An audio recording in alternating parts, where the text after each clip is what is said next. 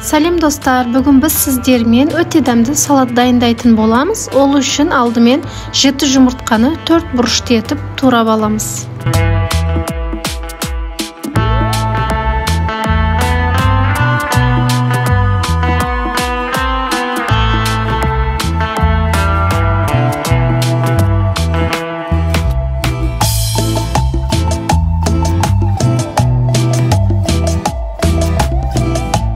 Енді осындай кішкентай банкадағы тұздалған қиярымызды турап аламыз. Бұны да дәл солай 4 бұрышты етіп тураймыз.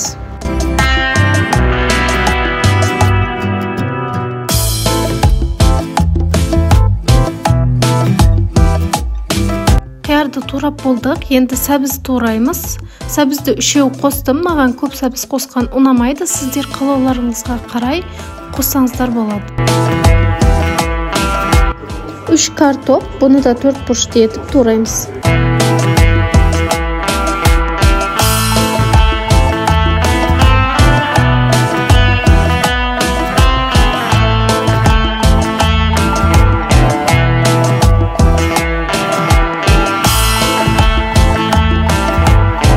Міне картопымызды турап алдық.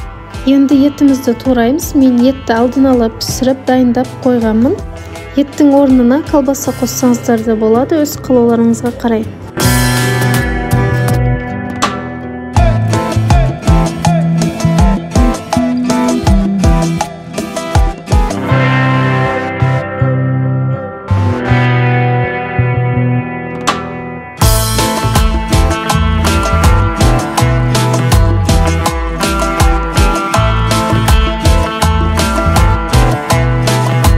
Етімізді турап біткеннен кейін консервадағы жүгеріні қосамыз. Міне барлық қоспаларымызды турап дайындап алдық. Енді бұған майонез қосып, барлығын бір келкі болғанша араластырып аламыз.